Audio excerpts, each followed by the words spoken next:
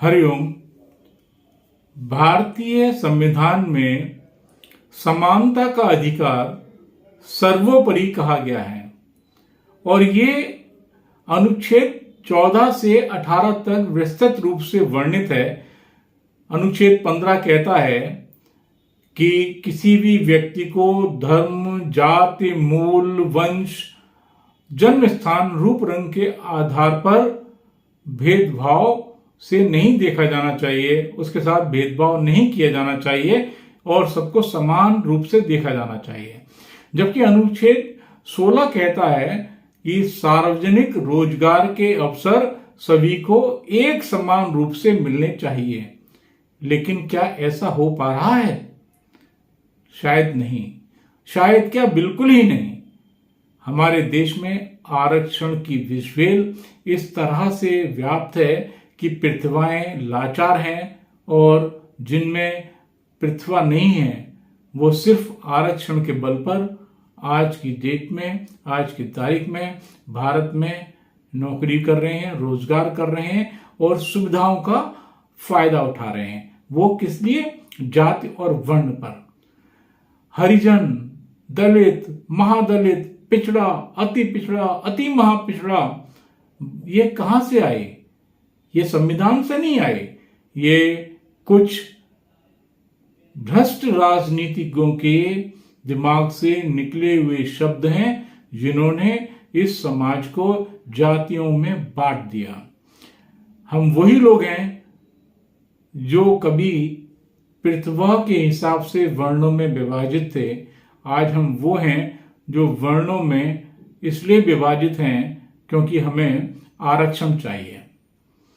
आरक्षण की विषवेल इस भारत को इस तरीके से जकड़े हुए है कि हम चाहते हुए भी इससे नहीं निकल पा रहे हैं और कुछ सत्ता इसे निकलने नहीं देना चाहती। प्रतिभाएं दम तोड़ रही हैं, कौशल देश से भाग रहा है और 90% वाला आदमी, प्रतिशत वाला आदमी खाली बैठा है, 35% वाला आदमी गुलछर्रे उड़ा रहा है। आप शिक्षक को इस किसी भी देश की रीढ़ की हड्डी कहते हैं। अच्छा शिक्षक होगा, अच्छे विद्यार्थी होंगे, अच्छा समाज बनेगा, अच्छा देश बनेगा। हमारे यहाँ 35-40% पर शिक्षक बन जाते हैं।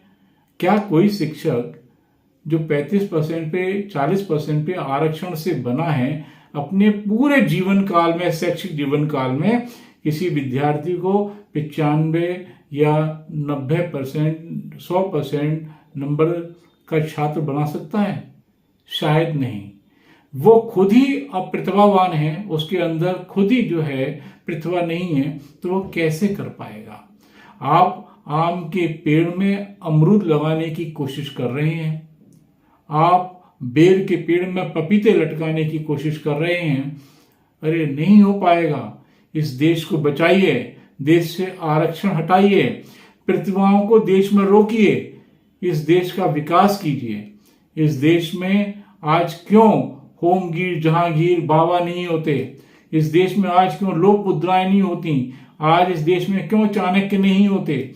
आज इस देश में इस महालोक बाल गंगाधर तिलक जैसे चिंतन नहीं होते? क्यों आज अरविंदो नहीं होते?